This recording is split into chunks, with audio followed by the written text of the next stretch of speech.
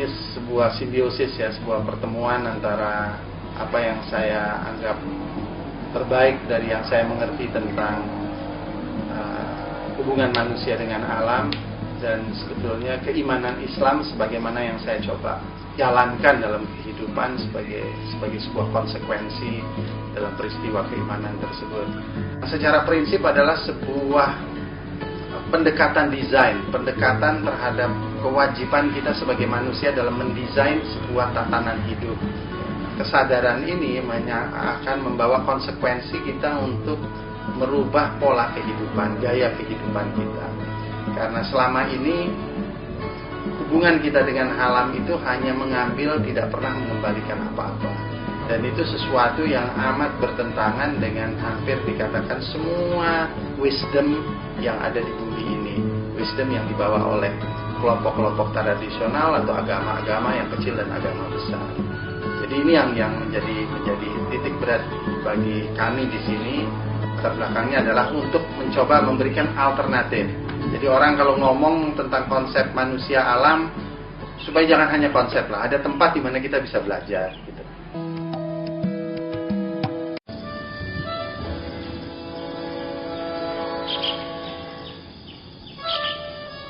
Ini undis namanya. Kalau orang Bali bilang ini undis. Ini murbek. Kita ambil yang hitam.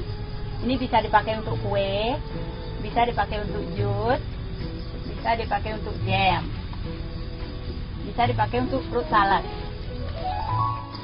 Ini semua sayur bisa dimakan, sayur keladi, semua bisa dimakan. Kalau untuk rumah tangga, untuk kita hari-hari cukup semua sayur. Saya paling senang, saya lebih hidup di kota, saya malah bingung.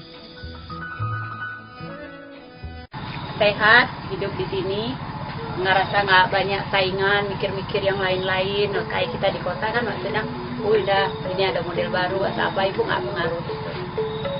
Kita bisa apa sih yang kita bisa bagi bersama-sama sama teman-teman untuk hidup seperti ini. Gitu. Saya suka sekali. Apalagi untuk kita, untuk pendidikan, untuk semua orang kalau bisa ikut seperti kita. This house here is built 100% from coconut wood. Coconut wood is one of the most, renewable resources, because everybody grow coconut in the tropics.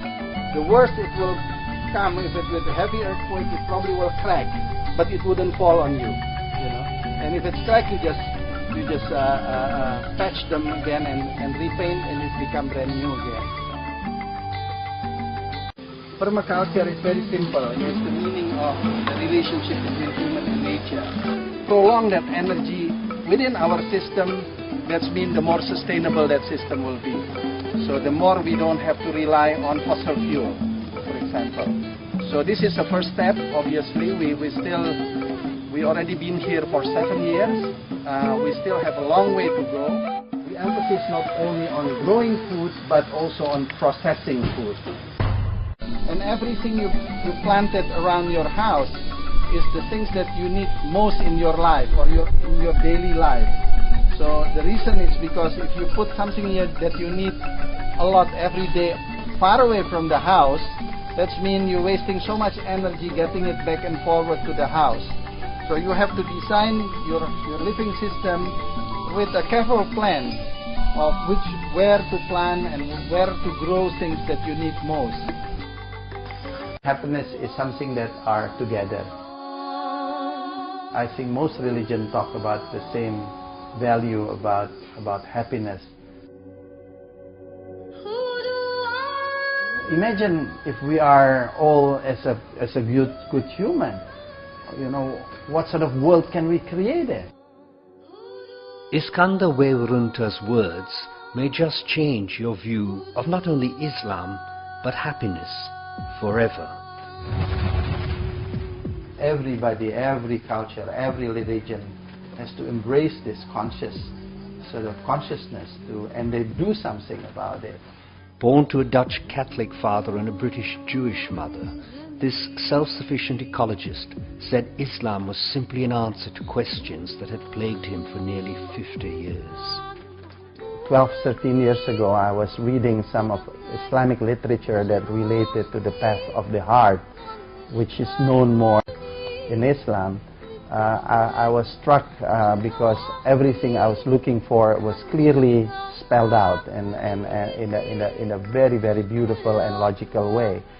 So ever since, I decided to take Islam seriously, because when you fall in love, you're ready to sacrifice. You know, that things that make you different in life, when you sacrifice your own existence for something greater in life, which is love. You know, and that's basically the beauty of all the love story, is how much a person sacrificed himself.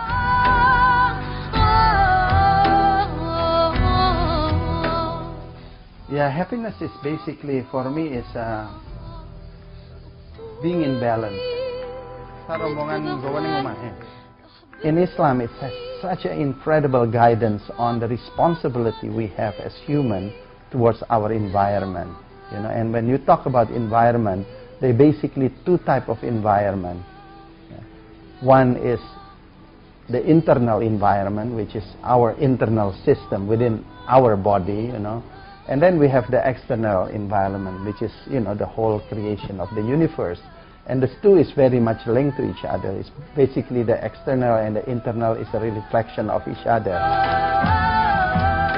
While this means he sees happiness as within our control, Iskander says we are being unduly influenced to live a life that deprives us of it. People are being uprooted from more or less a rich culture where happiness just born out of a spontaneous activity, you know, every day, and now it's something that has to be purchased. You have to own, you have to have money to be happy, which is ridiculous, you know.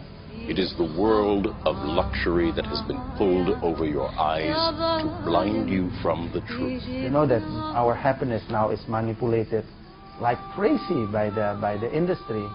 And they want us to be weak.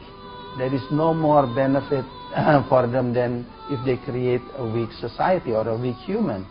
Because if you are a weak human, then you are a perfect market. You know, and that's why they want to detach you from all this real food or the real nourishment that you can get in life. And that's why they make you leave the sovereignty area, like the village, where you have nature, you have people working with love towards each other, and they move you to the city to make you depend on the industry, because they know, you know, once you're in the city, you'll be my slave, and you will live right through your life in your sort of limited dream as my perfect slave, and it's time to warn people about that.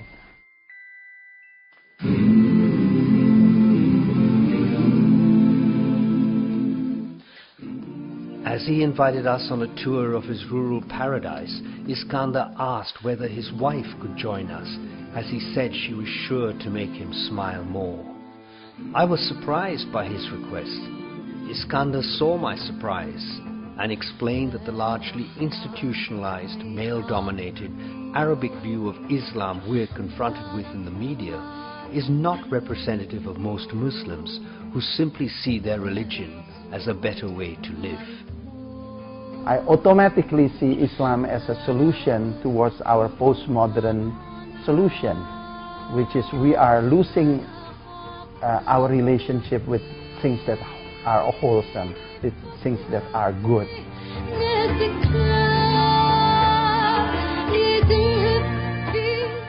Nature is where the best resources of happiness you can get, because when you talk about happiness, it has to be unconditional.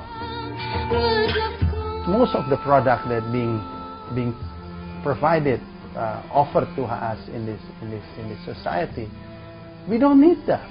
We can say no and we're still okay. It's just because of the conditioning that we are in that it's become something that we can't say no.